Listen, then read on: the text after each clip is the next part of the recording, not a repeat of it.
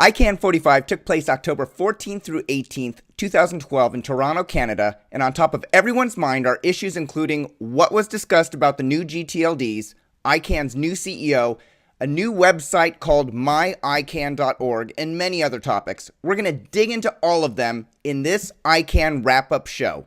3 messages before today's interview educates and motivates you.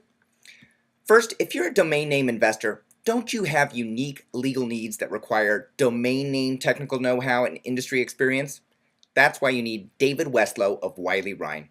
Go search for David Westlow on Domain Sherpa, watch his interview, and you can see for yourself that he can clearly explain issues, can help you with buy-sell agreements, deal with website content issues and UDRP actions, and even help you write your website terms and conditions. David Westlow is the lawyer to call for internet legal issues. See for yourself at newmediaip.com.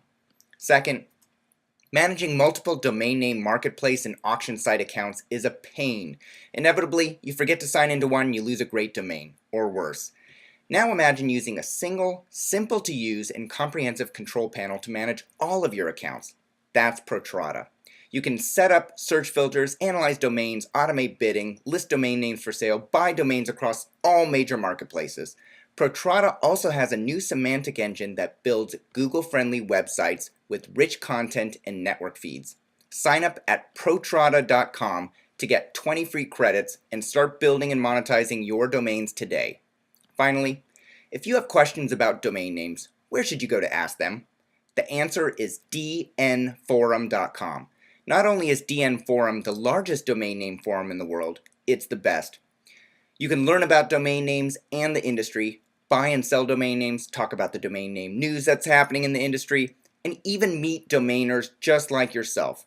Register for a free DN Forum account and begin advancing your skills and knowledge today. And when you do sign up, send me a friend request so we can connect on DN Forum. Here's your program.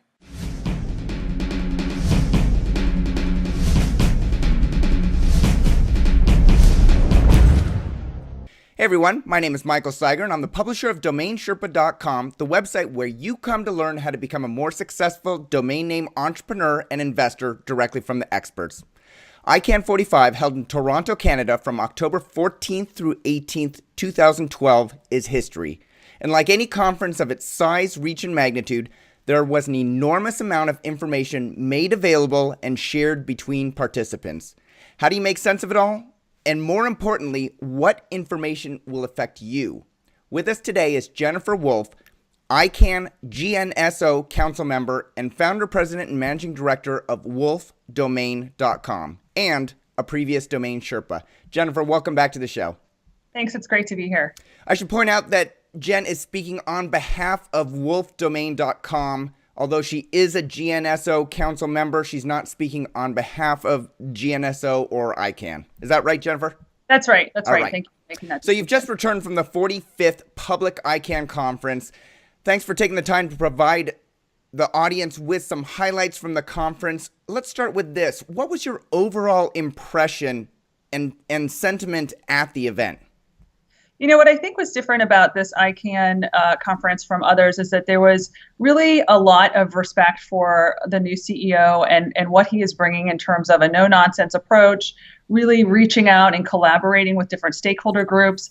I think there was just a much more positive response from everyone participating, and I saw a lot more collaboration and looking to, seeing things proceed in a very positive way, particularly with regard to the GTLD program. What does that mean that people were more positive? Was there less people talking behind the scenes? Oh, he's back up there talking again. Like you may have heard it at previous ICANN conferences. What does it sound like when you're at the event and you get the feel like there's a more positive sentiment?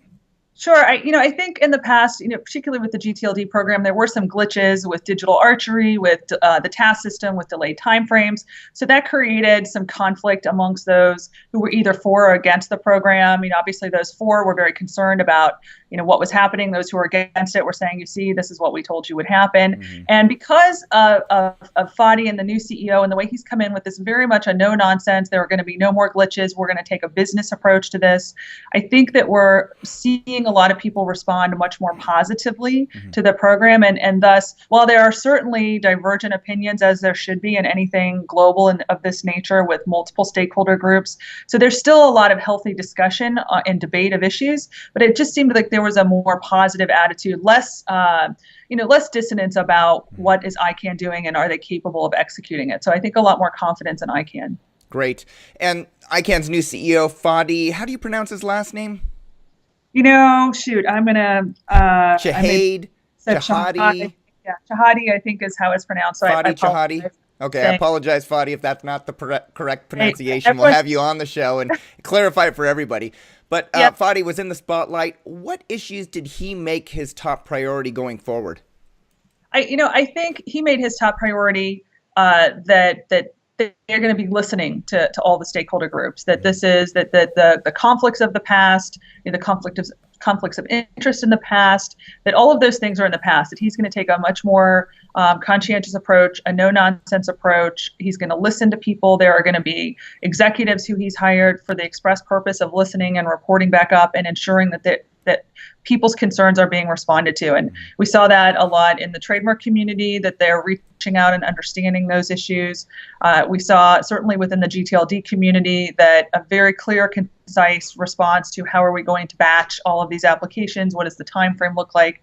We actually saw an accelerated timeline from what we were anticipating. So all of those things, I think, really show us that he's going to be really good for ICANN. Great. All right, so let's jump into it. The subject on everybody's mind are the new GTLDs. How is ICANN going to handle the perceived Wild West nature of the environment? What came out of the latest meeting with respect to the new GTLDs? So really the biggest announcement was, how batching is going to take place and how evaluation is going to take place. So as you know, there are 1,900 applications across the portfolio of applicants. 1,409 of those are actually unique strings. So there's several hundred that are in conflict. So what's happened is essentially ICANN is creating a lottery system. So every application from 1 to 1,908, I think it is, will be assigned a number via a lottery. So very random, of course, who gets which number. Once those are all lined up in order, then as the evaluation process moves forward, those who complete the evaluation process who have no strings in conflict will basically be in the queue according to their number. So, for example, if you have number 1, but you are in conflict with 5 other applicants and you can't get that resolved, you're not going to be the first to launch. You're going to be waiting to go into the queue. But once you resolve all of those issues, then you're number 1. So in theory, someone who's number 500 but has nothing standing in their way, they have no conflicts, no one files objections, they have no problems with the evaluation process, then they're going to go through and be launched first. And the anticipation right now is that those strings that have a clear path will start to launch in the second half of 2013. So that's a very accelerated time frame and one that we think is very fair. I neglected to mention, and this is important too, is that there was agreement across the board that the IDNs, those strings that are for the internationalized domain names, those will actually go first. And I think that's really fair. They think that they've been missing a spot in the internet, and so to let them go first makes a lot of sense to me. So I was glad to see that happen. Okay, so was that voted on? Is that a done deal that the IDNs are going to get priority over other TLDs? They will. Yes, that's in order, right? Absolutely. So was there any dissent about the IDNs getting priority? I don't think so. I mean, I think everyone seems to have a sense of that's really one of the reasons for the GTLD program, and that they haven't had a space to have that in the past. I think there was more concern over some of the smaller applicants. Maybe somebody has 2 or 3 applications versus, somebody who has 300 applications, and they felt like, well, why should my 3 be up against their 300? Right. Shouldn't we have some weighting? But really, if you think about it, you got to just make every application equal. I mean, there's really that's the most fair way to do it. Every application has the same shot at being number 1 as being number, 1,800 or 1,900. So I think it was a really strong resolution as opposed to any sort of other scheme to prioritize when we have so many. So I understand the process that you said that they were going to number them all, and then there was going to be a lottery, and they'll go through the numbers in order based on the evaluation and the conflicts, and if there are more than one applications in for that TLD. But basically, are you saying that there's going to be 2 lotteries? There's going to be they're going to split out the IDNs separate from the other TLDs and then go through those first? I'm not sure if there's going to be a separate lottery for the IDNs. I'll have to go back and look at that. My understanding was the IDNs were just sort of off. They were going to go first. There aren't really that many of them, so that's probably much more manageable. Mm-hmm. And then you're talking about, over 1,000 of all of the other strings. So I think that that's the way it is, but I would want to double check that that's procedurally how it's working. Okay, but for domain name investors or people that are from countries where IDNs are important to them, domain investors should look at the IDNs first. They will be the first ones coming to market. Absolutely. If you are looking to buy up those second string domains, or the second string domains right when they become available, those are definitely the ones to start analyzing right now, because those will likely start to go live in the latter part of next year. So there's a good time to do your analysis. And actually, even, I would recommend to reach out to the applicants and have the conversation with them so they know what you're interested in, and start to understand what their business plan is and what their timeline is for launch. Because once ICANN releases you essentially to launch, there's still a lot that technically has to occur before you're actually live. Right. Okay, so the IDNs may start coming out as early as second half 2012, and the rest of the TLDs may start coming out as early as second half 2013. Right. Well, so all of them will be the second half of 2013, because we're in. Did you say 2012? I did say 2012. No, yeah. I'm sorry, I did write down that incorrectly. So basically, we're looking at the second half of 2013 for the IDNs, and maybe as early as some of the other TLDs. Right. I think we're going to see the lion's share launching in 2014.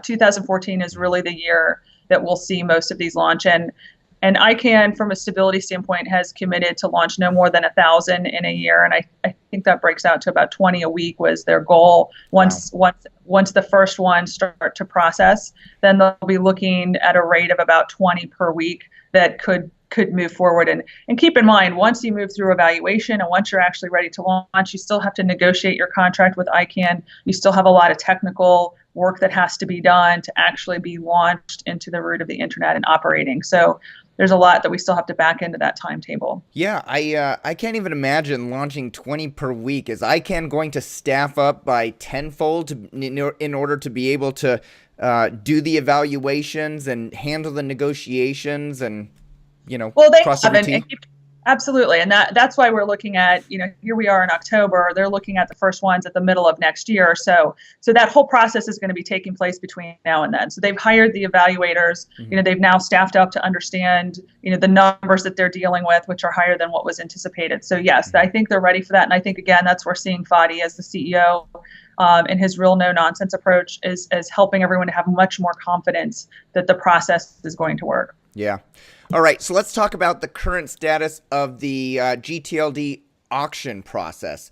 We talked briefly just before we hit the record button, Jen, and you had said that there were a lot of breakout sessions discussing the auction process. And I said, how did you attend all these sessions? It sounded like there were so many. And you told me that you actually had 5 people from your organization, Wolfe Domain, attending the conference. Is that correct? That's right. We had 5 people. And what was interesting in the auction front is ICANN is really still developing the framework for the auction. So again, from a pure timing standpoint, that's not going to occur until somewhere into the middle of next year. So that's still being developed in terms of what ICANN is going to offer. But a lot of the strings the applicants are looking at, are there other options? And so there was a company presenting a private auction scenario, and I sent someone from my team to go to that session and learn what might that be as a solution for strings that are in conflict. And then there was just lots of, talk around, the coffee cooler and water cooler, et cetera, people talking about what are alternatives if we don't want to use the ICANN solution. So definitely people exploring what options are there. Again, there's 251 strings in conflict. That's across, I think it was 400 applicants. So we've got a lot of companies involved in these string conflicts, and they're looking for, value-added ways to resolve those conflicts. Yeah. Okay, so let me back up for a second. 251 strings, 400 applicants. The auction process isn't going to start until mid-2013 approximately. Right. What is the current stated ICANN auction process as of today? As far as I know, there isn't one. Okay. At least I didn't hear of one and haven't read of one. It's something that is still under development. So I think what we will see that being presented probably at the Beijing meeting in April. We'll probably hear something prior to that meeting in terms of what the framework is.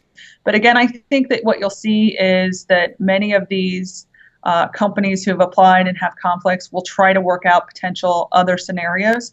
The one good thing is ICANN is very much encouraging all of the companies that have conflicts to go work it out on their own. ICANN does not want to be in the business of running auctions by any means.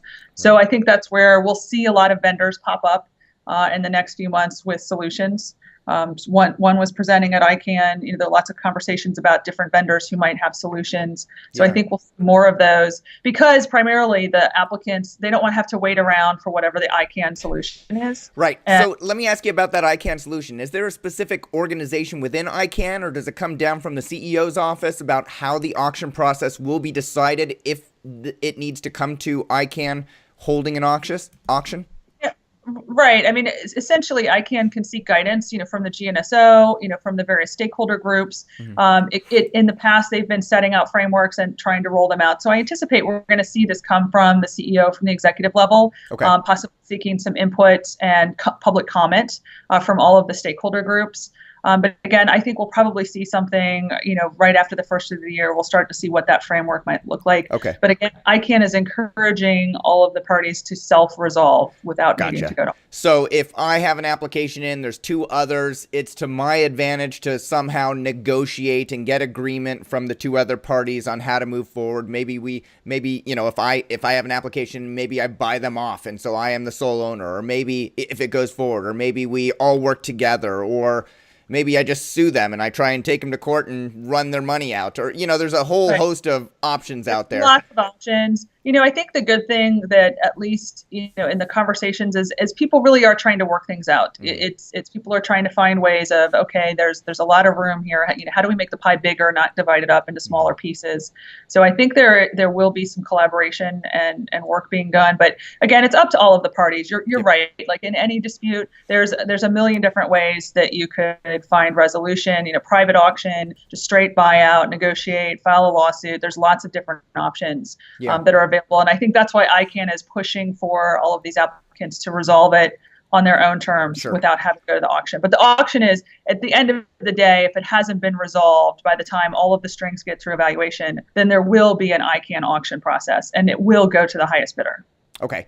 And I believe Donuts made a presentation at this conference, or at least led a discussion session about a private auction model designed and managed by Crampton Associates. Yes. I don't think. Go ahead. I'm sorry. Was that one of the sessions that you attended, or one of your staff attended? I did. I sent someone from my team to that session, and I don't think it was hosted by Donuts. I think there was an article out about that this week, and I was not my understanding that was their that was their conference. I think that they were interested in that model. So I could be wrong about that, but I think it was a separate vendor that was providing that seminar. And it was essentially, it was just one model of an auction. What's interesting when you start to look at auctions, it's all these game theory, tools that can be used. So we're seeing a lot of academics jumping in to say we've got solutions or we've got auction models that can work.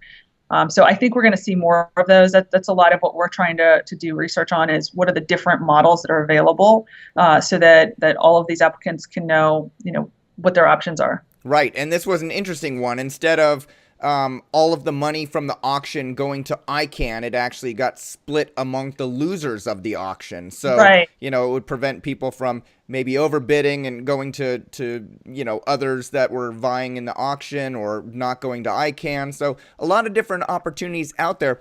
What I don't understand as an outsider, Jen, is anybody can go to ICANN and say, here's the model you should use. And oh, by the way, I could be a vendor of this, or you can take the idea and run with it. Or how does that work?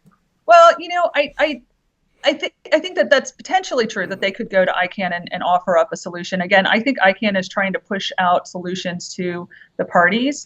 Ultimately, there are a lot of solutions. One of the things I think is attractive about the private auction is that the parties do get the proceeds. So there are some built-in disincentives from running up the price, Right. and it also helps everybody walk away with something. Even if you've lost it, then you haven't lost all of the investment that you've made. You presumably returned something in terms of that investment. So I think that that's attractive, but I think there are also some players out there who just believe that they can outbid everyone, and it doesn't really matter to them where the money goes. And so as far as they're concerned, a public auction through ICANN is the way to go. Yeah.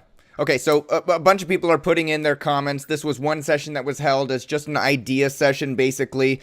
The executive team is going to look at all the different options, and then I assume they'll put forward a framework before the Beijing meeting, and then people will comment on it? That's right. That's what I anticipate, is that like everything else that has happened up to this point, they will put out some sort of a framework and then provide the opportunity for some public comments on what that is, and then be able to modify it. And again, just from a pure timing standpoint, it's not going to even come into play until after the Beijing meeting. Yeah. Do people actually need to attend the ICANN meetings, Jennifer, or can they just find out what the agenda items are and then send in their feedback about what should be done about auctions, let's say? Yeah, actually, what ICANN is really great about, the entire meeting is simulcast live, on the internet. So if you're interested in a particular topic, so for example, if you're interested in, I'd like to sit in on all the sessions regarding GTLDs, you can actually go to the ICANN website, you can log in, and you can post your questions, and a representative from ICANN will read it on your behalf in the meeting. So it's a great way. I find even if I'm at the conference and there's so many things going on at one time, I can log in and hear something, if I'm in between sessions that's going on across the hotel somewhere else, right. Or if you just need a break and but you still want to listen, it's a great way to keep on top of what's happening. So you don't have to spend the money to go. Everything is absolutely live, and it's all recorded as well if you want to go back and listen. Is your voice as powerful by submitting a question or sending in an email prior to the event or through online as it is if you show up in person? Absolutely. The questions read from those online are treated absolutely the same as somebody standing there. I think the only difference is when you're standing there, you can be a little pushier in terms of how much time you use in your questioning, versus if you're online, you've posted your question and that's kind of it. So you don't have the immediate ability to follow up.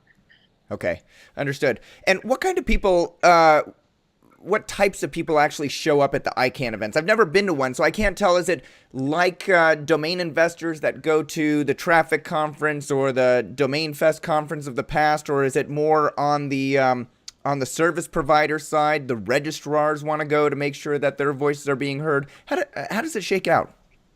Yeah, absolutely. There are certain stakeholder groups, definitely the registry operators, the registrar operators, the people who are involved in the day-to-day, how the internet functions, those service providers, they're all there. You also see a lot of trademark lawyers, a lot of brands, people who are concerned about how companies are being protected in the internet.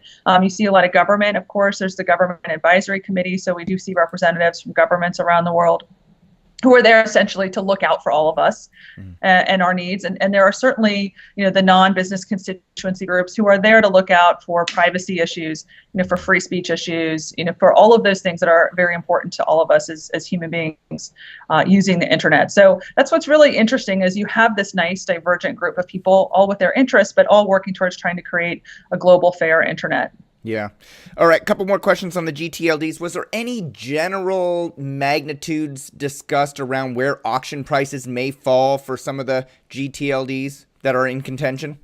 People are definitely, what I'm starting to hear now, I would say at the last ICANN meeting, people were tossing around, $1 million here or there. And the numbers seem to be inflated up quite a bit more in terms of, now we're talking 10, 20, $30 million. Valuations is at a much higher rate. And those are just generalities.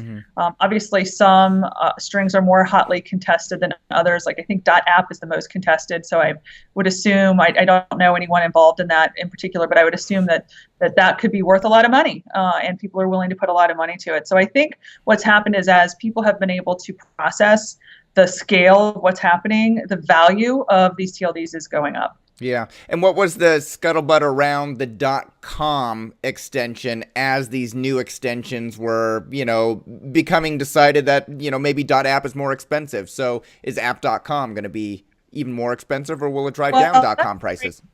That's a really great point. That wasn't really discussed. So I would say, you're probably right. I don't see a lot of people that are in the domain reseller business there. There certainly are some there, but that's not the hot topic of conversation because they're dealing really with the whole governance issue of the internet at the ICANN meetings.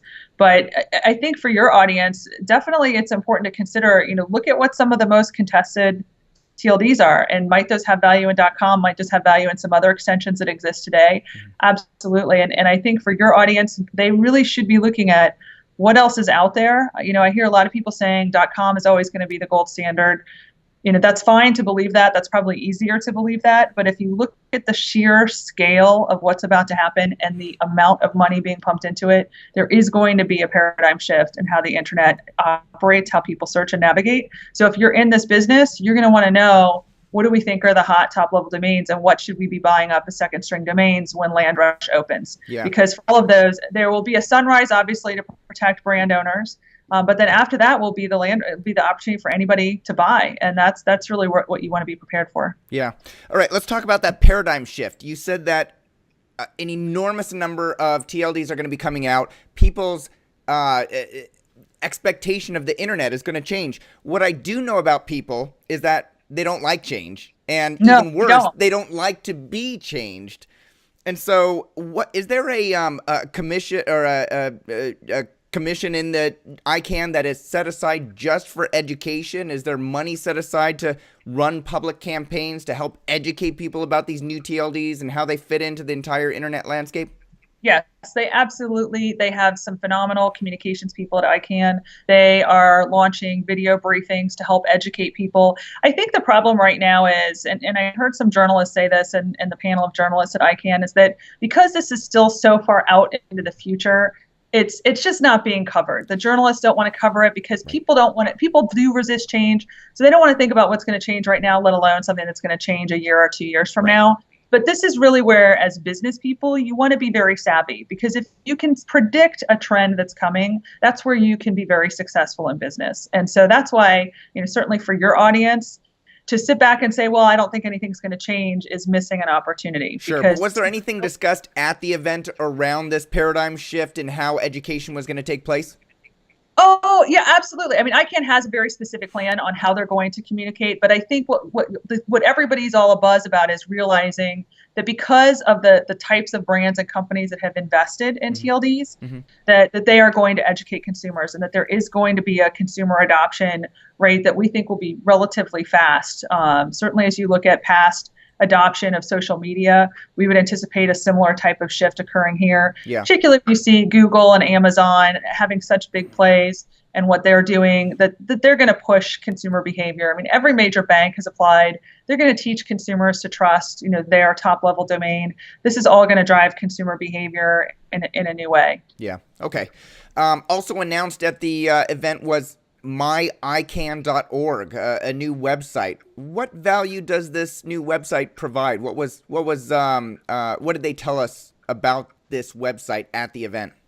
Sure. I haven't spent a lot of time on the new myicann. I think that the goal is to allow, every user out there to create their own account and really to have information streamed to them that's relevant to them. So, I'm in the business. I'm very interested in what's happening with GTLDs, what's happening with brand protection. So those are the things that I want to have streamed to me. Yep. Someone else might be more interested in, privacy rights, or might be more interested in some other topic. And so you can really tailor it to be basically your account. So it's like anything else. They're trying to make it more user-friendly. In the past, the ICANN website can be difficult to navigate. So I think the goal here is to give everybody a way to customize what information they're looking for, and then be able to find it very quickly. Yep, sounds good. I signed up for that, and that's pretty much what I went through. I just wanted to make sure I wasn't missing anything. Nope, right. You told Wayne Nelson, our producer, quote, valuations of new TLDs continues to increase as investments and commitments to success increases. Right. Can you elaborate on what that means? Yeah, so I think what's happening is that a year ago, this was just still a very speculative program. There wasn't certainty as to who was going to apply. I think everybody was shocked with the number of applications and how many brands. 50% of Interbrand's top global brands applied, 36 of the Fortune 100. Obviously seeing Google and Amazon with very large portfolio applications. This is all, I think, shifting everyone's thinking to say, wow, this is going to be big. And when you realize that, then that's where those valuations start to go up. So there's lots of venture capital money that's been pumped into this. There are a number of applicants who have a large portfolio. So what we can see is that they're going to invest in it being successful. Okay. And you brought up trademarks earlier. Was there anything specific around, large corporations, brands, and trademarks discussed at the ICANN event and how those were going to be protected? Absolutely. There's a very strong trademark constituency within ICANN, and there's a number of programs that are still being refined to ensure that brands are protected in the new GTLD environment. There's a trademark clearinghouse where brands will be able to essentially put and house all of their trademarks in one place so that they're immediately verified. There's still a lot of work being done on what's referred to as the Uniform Rapid Suspension System, in which case brands who are clearly squatted on, if someone directly takes their brand and applies for something, it'll be very fast and easy to take down those sites. So there's still a lot of work to be done. There's still a lot more that brand owners are looking for in terms of protecting them. But we definitely see a big difference in today's environment versus where we were 15 or 20 years ago. Yeah. All right, Jennifer, was there anything decided at this event? Or was this ICANN event merely just another, town hall where all the constituents can come in and discuss the topics that still need to be decided? Sure. I don't think certainly the board votes on certain motions and certain things are resolved, but it's not as though something new has popped up and now it's been resolved. What's really great about the ICANN governance model is that it has multiple stakeholder groups. All of them have a voice. There's process to develop the policy that is governing the internet. And then, of course, the board ultimately votes on it. And then the CEO and the staff are running the organization based upon that board direction. So it's sort of like a board of directors meeting for a corporation. You pretty much know everything before you go in because it's all on the table. So there wasn't anything new that was surprising. It's really just seeing how everything is unfolding and how the different groups are working together. Excellent. Anything else, Jen, that I didn't bring up that you thought was important that the audience of Domain Sherpa should know about? No, I think we've covered it. I think, definitely just pay attention to what's happening with ICANN. You're going to see, I think, it evolve and become, a much stronger organization in the future. And it's certainly something to keep your eye on. Yeah, great. If you have a follow-up question for Jen, please post in the comments below and we'll ask her to come back or one of her team to come back from wolfdomain.com and answer as many as they can. If you want to follow Wolfe Domain on Twitter, she is at Wolfe, WOLFE Domain. Jennifer Wolfe, founder, president, and managing director of wolfdomain.com and ICANN GNSO council member. Thanks for coming on the show again, providing us with the ICANN 45 conference highlights, and thanks for being a repeat Domain Sherpa. Yep, thank you. Thank you all for watching. We'll see you next time.